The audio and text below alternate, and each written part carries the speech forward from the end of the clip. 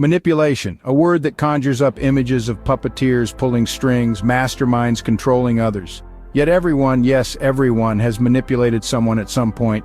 It's part of the intricate dance of human interaction woven into the very fabric of our communication. But when we delve into the concept of manipulation, it's important to understand that it's not always as malicious as it's often portrayed. The stereotypical image of the manipulative individual, the puppeteer pulling the strings, isn't always accurate. There are manipulators who are as subtle as a whisper, as charming as a summer's day. They aren't always the villains in the shadows, but sometimes the heroes in the spotlight. They know how to navigate the human psyche, how to play with emotions and trust, how to read body language and use it to their advantage.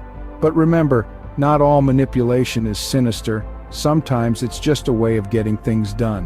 While manipulation can be benign, it often veers into the realm of toxicity. Delving into the darker side of manipulation, we find that it can have severe negative impacts on relationships and individual self-esteem. Imagine this. You're manipulated into doing something that goes against your values.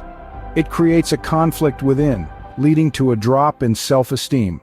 Over time, this repeated manipulation can erode your sense of self, leaving you feeling lost and unsure of your own beliefs and capabilities. Moreover, manipulation can damage relationships. Trust, the cornerstone of any relationship, is breached when one person manipulates the other. The sense of betrayal can lead to resentment, causing the relationship to break down. But remember, there's a stark difference between healthy persuasion and toxic manipulation. Persuasion respects the individual's autonomy, while manipulation oversteps this boundary. So it's crucial to understand manipulation, not just to use it, but to protect oneself from it. Now let's delve into the toolbox of the manipulator. Our first tool is emotional manipulation. This is the puppeteer's favorite. They tug at your heartstrings, using your feelings to get what they want. Next, we have the art of earning trust. Trust is a manipulator's currency. Once they have it, they can spend it to control you. Reading body language, that's another one. It's like having a secret decoder ring. They watch your every move, picking up on what you're not saying. Then there's the guilt trip. It's like a free vacation, only you're not going anywhere fun. You're just visiting the land of I owe them one. Playing the victim is a classic. It's hard to say no to someone who seems like they're in need, right?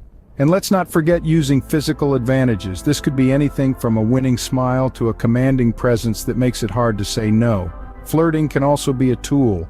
A well-placed compliment or a flirtatious smile can make anyone feel special and more likely to comply. Then there's the fear and relief technique. It's like a roller coaster ride. First they scare you, then they offer a solution, and you're so relieved you'll do whatever they suggest. The foot in the door technique, it's like they're selling you a car. They start small, get you to agree, and then, before you know it, you've signed up for the whole shebang.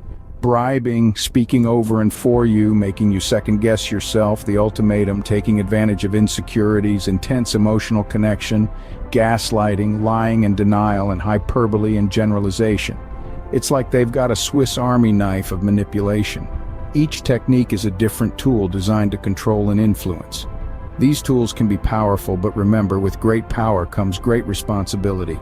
You know what they say, a spoonful of sugar helps the medicine go down. So, here's a bit of humor to lighten the mood. Ever heard the one about the manipulator who walked into a psychologist's office? The psychologist says, "You can't fool me, I can see right through you." To which the manipulator replies, "That's impossible, I haven't even started lying yet." It's a funny anecdote, but it also holds a kernel of truth.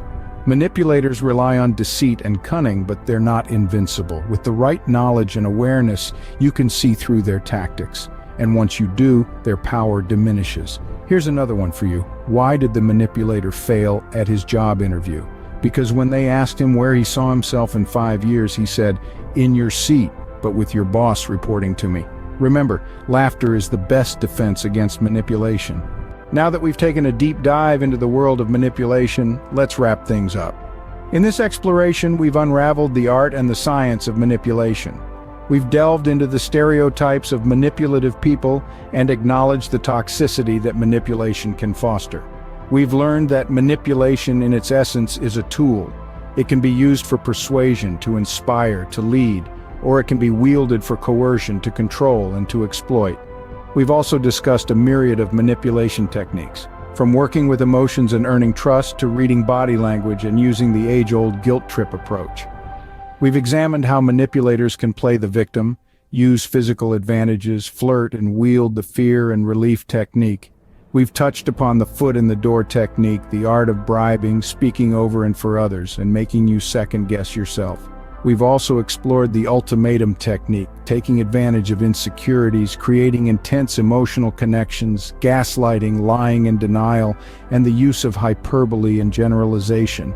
But remember, understanding these techniques is not about becoming a manipulator, it's about recognizing when these tactics are being used against you. It's about gaining the knowledge to defend yourself and the people you care about.